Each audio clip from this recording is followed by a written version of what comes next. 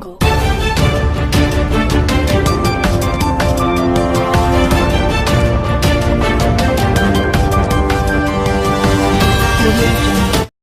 Times of Gujarat ન્યૂઝમાં આપનું હાર્દિક સ્વાગત છે। વાત કરીશું આજના મુખ્ય સમાચારની। વડોદરા શહેરના યાકુતપુરા મદાર મોહલ્લાની બાજુમાં આવેલ બઝમે હિદાયત સ્કૂલ પાસે છેલ્લા 15-20 વર્ષ ઉપરાંતથી પાણીની દુઃખદ સમસ્યા જોવા મળી છે। સ્થાનિકોનું કહેવું છે કે ઘણા સમયથી ગંદુ પાણી આવી રહ્યું છે અને અહીંયા 4 કોર્પોરેટરો અને એક ધારાસભ્ય હોવા છતાં કોઈ કામગીરી કરવામાં નથી આવતી। ભ્રષ્ટાચાર એટલો બધો કરી દેવામાં આવ્યો છે કે સ્થાનિક લોકોને પાણી પણ નથી મળતું। પાણી માટે વલખા મારતા લોકો બીજા વિસ્તારોમાં જઈને પાણી ભરીને આવતા હોય છે। તો આવા સમયે આ સમસ્યાનું નિરાકરણ કોણ કરશે? વોર્ડ નંબર 6માં ઘણી વખત પાણીની સમસ્યા વિશેની રજૂઆતો કરવામાં આવી છે, જેમાં લેખિત તેમજ મૌખિક ફરિયાદો પણ કરવામાં આવી છે। સ્થાનિકોનું કહેવું છે કે અમારી સમસ્યાઓનું નિરાકરણ નહીં થાય તો આવનારા દિવસોમાં અમે વોટિંગનું બહિષ્કાર કરીશું। કોઈને પણ અહીંયા આ ફળિયામાં પેસવા નહીં દેવામાં આવે કે ના ही વોટિંગ કરવામાં આવશે। Report Nisar Sayed, cameraman Hafiz Sayed, Vadodara, Gujarat. આજે 15-20 વર્ષથી અમે આ જગ્યા પર રહીએ છીએ। અમને ડ્રેનેજની બી કોઈ સુવિધા નથી ને પાણીની બી કોઈ સુવિધા નથી ને એટલું ગંદુ પાણી અમને મળે છે। તો એના લીધે અમે જિમ્મેદાર કોને ઠરાવીએ?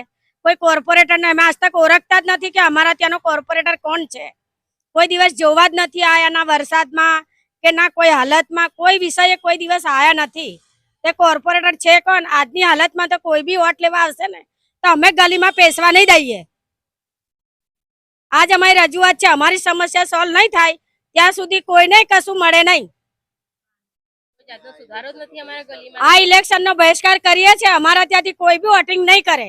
અમારી સુવિધાનું વોટિંગ પહેલા નહીં ચુકાદો આવે તો અમને પૂરા મદાર મોહલ્લા વિસ્તારમાં છેલ્લા ઘણા સમયથી પાણીની જે સમસ્યા હતી એને વધુ ઉગ્ર કરવાનો આ લોકોએ પ્રયાસ કર્યો છે। જે 2 ટાઈમ પાણી આવતું હતું તે પણ વડે સદંતર બિલકુલ બંધ કરી દેવામાં આવ્યું છે। આજે મારી ઓફિસે આ મહિલાઓનું ટોળું તમે જોઈ શકો છો। બધી મહિલાઓ મને રજૂઆત કરવા આવી છે કે આ શું સમસ્યા ચાલી રહી છે। આજે ઘણા સમયથી અમે આને ફરિયાદો કરતા આવ્યા છે, ઓનલાઈનથી લઈને લેખિત સુધી। અત્યારે હાલ વિકલપુરના આપણે ગોવિંદાભાઈને બી હમણાં પાણીની ફરિયાદ અમે કરી છે કે આ જે સમસ્યા છે એનું નિરાકરણ લાવો। આ લોકોને ડ્રેનેજની બી સમસ્યા છે, તે પણ હજુ સોલ્વ નથી થઈ। 3-4 ઢાંકણો તૂટી ગયા છે, તેના અંદર બી કોઈ બાળક પડી જાય તો તેનું જવાબદાર કોણ રહેશે? વોર્ડ નંબર 6ના અંદર વારે ઘડીએ તેની પણ ફરિયાદ કરી છે, લેખિત મૌખિક દરેક રીતની ફરિયાદ કરી છે। અમને છેલ્લા ઓછામાં ઓછી 15-20 વર્ષ ઉપરાંતથી અમને પાણીની ગંદા પાણીની સમસ્યાથી હેરાન થઈ રહ્યા છે ત્યાંના રહેવાસીઓ। તો શું આ કોર્પોરેશન કોઈ કામગીરી નહીં કરે? અત્યાર હાલ સુધીમાં તો ખાલી કાગળના ઉપર જ આ લોકોએ બધું વિકાસ દેખાડવામાં આવ્યો છે, પણ સદંતર ભ્રષ્ટાચાર કરવામાં આવ્યો છે। અહીંના કોઈ પણ કોર્પોરેટર કે ના કોઈ ધારાસભ્ય કે ના કોઈ રાજ્યમંત્રી અહીં આગળ આવે છે કે આ વિસ્તારની મુલાકાત લે છે। આ લોકો અહીંયા આગળ કઈ રીતે એમના પોતાના દિવસો ગુજારે છે એ તો અલ્લાહ જ જાણે। કારણ કે બધું પાણી ભરવા માટે પોતાના ઘરના અંદર જે પાણી જોઈતું હોય તે પાણી બીજા વિસ્તારોમાંથી જઈને ભરીને આવે છે। આ સ્માર્ટ સિટીના બનગા ફૂંકનાર આ સરકાર અત્યાર સુધી પાણી નથી આપી શકતી, તો આગળ કઈ રીતે ગુજરાન કરાવશે? દરેક વાતના અંદર લાઈનો લગાવવામાં આવે છે। અત્યારે આ મહિલાઓ બીજા જગ્યા પર બીજા ફળિયામાં જઈને લાઈનો લગાવીને ત્યાં પાણી ભરીને આવતી હોય છે। તો શું આ સમસ્યાનું નિરાકરણ નહીં આવે? અહીંના સ્થાનિક 4 કોર્પોરેટર, એક ધારાસભ્ય, આ લોકો કોઈ કામના જ નથી। વિકાસના બનગા ફૂંકનાર ખાલી ભ્રષ્ટાચાર કરતા દેખાવામાં આવી રહ્યા છે। અત્યારે આ લોકોનું નિરાકરણ કરવા માટે આ મહિલાઓ મારી પાસે રજૂઆત કરવા આવી છે, તો તે વિશે મેં આગળ રજૂઆત કરી છે। હવે જોઈએ છે કે આજે સાંજે શું થાય છે। 2 ટાઈમ જે પાણી આવતા હતા બિલકુલ બંધ કરી દેવામાં આવ્યું છે।